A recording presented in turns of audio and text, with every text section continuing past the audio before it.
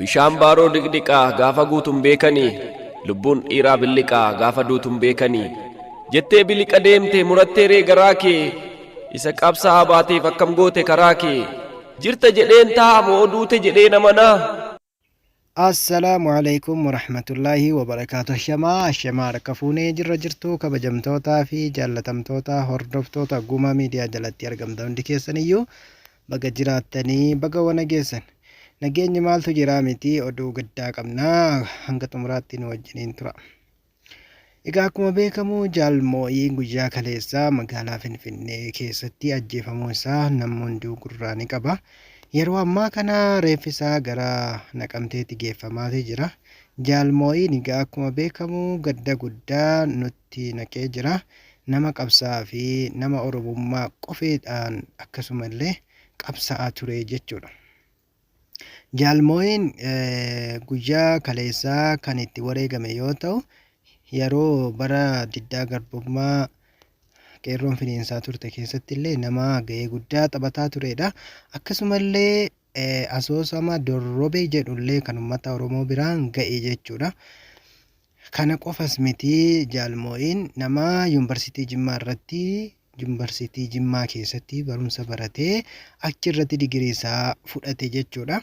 Gaafa eebbasaa waan nama ajaa'ibu kan dubbate yoo ta'u, jaallan qabsoo sababa qabsootiin akkasumallee barnoota isaarraa duubatti deebifamee jedhe isallee yaadatee kan boo'illee yoo ta'u, jaalmoo'iin akkuma boo'ee nama boochise jechuudha.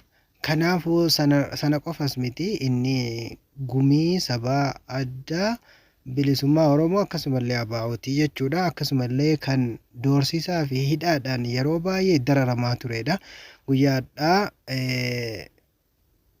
Guyyaa kaleessaa lubbuunsaa kan darbite yoo ta'u, hidhaa fi akkasumallee dararaan garaagaraa takkaa isarraa hin dhaabbanne erga mootummaan Oromoo kallee galee jedhee takkaas boqotee hin beeku. Gidiraa fi hidhaadhaan kan miidhamaa turedha.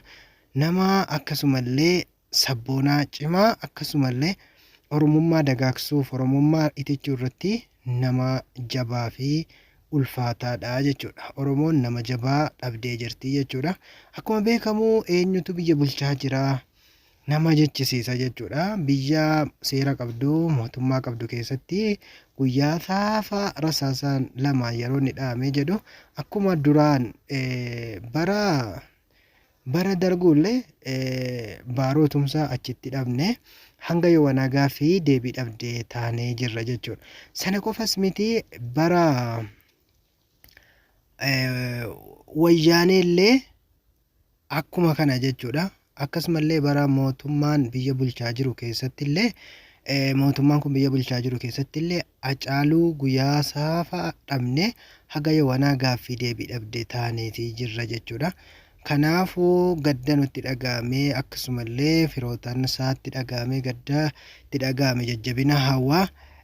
Yeroo ammaa kana biyya keenya keessatti lubbuun ilmaan namaa hanga biqiltuu yookaan lubbuu namaa qofitee dhumatu gatii dhabe yoo nama jechisiisa. Maaliif jennaani akkuma fedhaatti namoonni barbaade fuudhee wal ajjeesaa jira waan ta'eef lubbuu namaatiif baay'ee sodaatama jechuudha. Bara wayyaanee namni seera qaba yoo akkam ta'e jedhee namni tokko nama ajjeesee mootummaadhaan alatti waa tokko balleessuu hin danda'u. Hamma garuu yeroo ammaa kana keessatti gaddii mana Oromoo akkuma cabsee seeneen namni wal ajjeesu illee walii wallaalama. Yeroo Hacaaluu ni argitan ni yaadattan. Akkuma beekamu yeroo Hacaaluu sanallee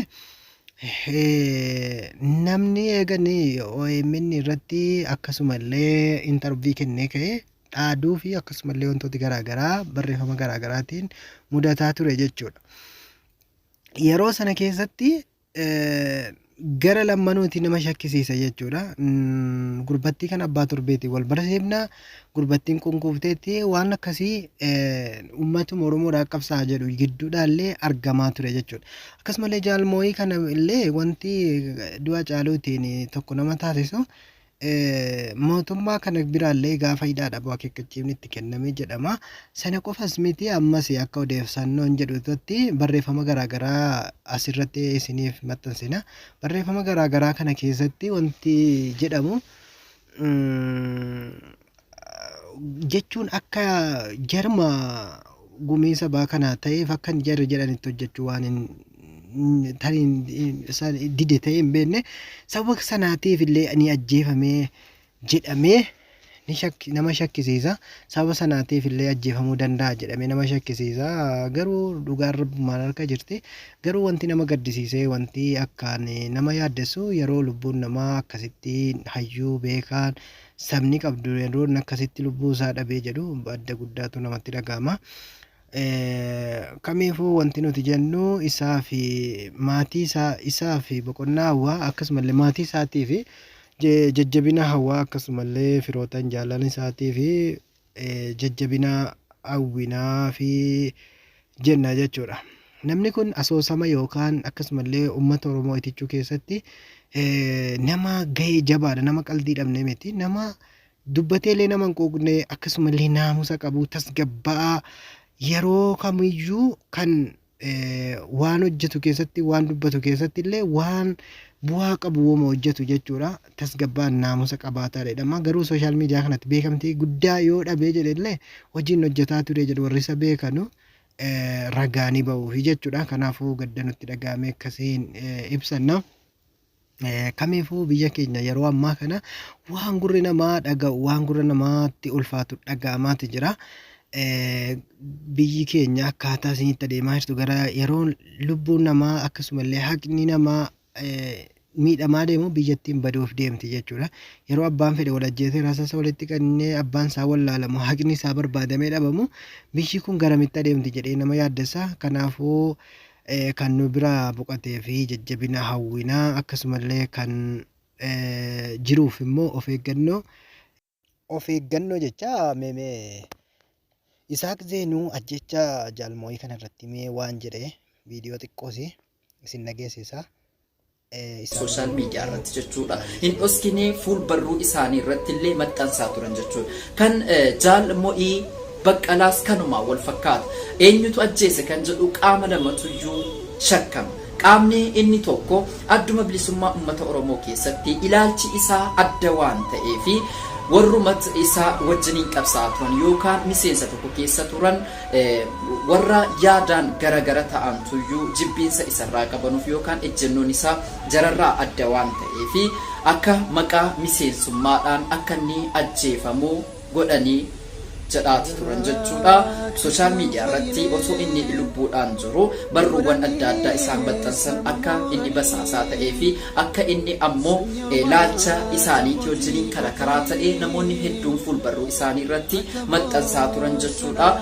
Akkuma argaa jirtanu egaa gidduudhuma kana keessa du'a Hacaaluu Hundeessaa haa yaadannu. Hacaaluu Hundeessaa akkuma kana erganni OMN irratti interview yookaan gaafiif deebii gaggeesseen booda holollee adda addaa irratti dhaqqabsiisaa ture ilmaanuma Oromootiin jechuudha. Yeroo kana keessatti diinnis haa ta'u firris haa ta'u eenyu akka ajjeese hanga yoonaatti kan hin beekamne ka'umsi Hacaaluu Hundeessaa kan hin ajjeefame manuma keessaa yookaan sabumti tokko maqaadhuma Oromoo baadhatee holola adda addaa kan irratti gaggeessaa ture tuyyuu ajjeessee yookaan ammoo akka inni ajjeefamuuf karaa bane holola isaa miidiyaa irratti gaggeessaa turanii fi garee ijaaramanii deemanudha. Inni kan biraa ammoo qaama mootummaa tuyyuu maqaa garee adda bilisummaa uummata Oromoo yookaan maqaa risaa jedhu akka fakkeenyaaf yeroo wayyaanee sana keessa ga'ee guddaa qabsoo uummata Oromoo keessatti ga'ee guddaa kan taphachaa ture maqaa abbaa torbee jedhamee moggaafamaa tureeni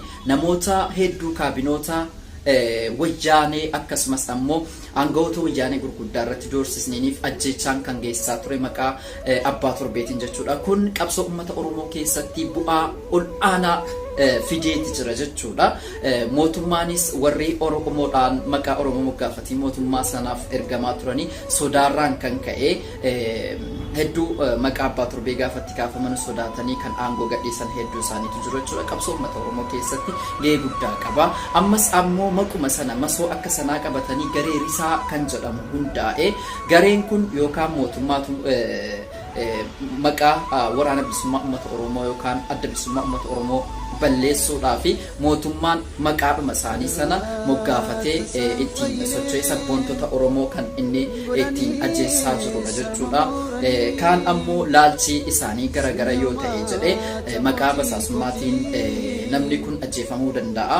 Kaan ammoo qaamuma mootummaatiin guyyaa adii ajjeefamee kan jedhudha. Hanga yoonaatti ajjechaan isaa hibboo taateeti jirti jechuudha. Egaan sooshaal miidiyaa irratti dhimmi obboleessa kan ga'e yookaan sabboonaa kana ajjechaa isaatiin wal qabatee yaada garagaraatu ka'aa jira waan ta'eef yaadni kun amma dhugaa akka ta'e qorannee kan isin biraan geenyu ta'a. Jaallan keenya warra cubbuudhaanii harka mootummaatiin isaa ta'u harka firaatiin isaa ta'u harka diinaatiin ajjeefamaa jiran kana rabbiin qubsuma isaa yookaan jannataan isaa haa qanansiisu biyyeen isaa taa salphatu jenna warra Oromoof jedhanii lubbuu ofii wareegaa jiran kana jechuudha. Uummanni Oromoo dhimma kanarratti callisuu hin qabu. Egaan daawwattoota keenya sagantaa narraaf qabadhee dhiyaadhee kana fakkaata.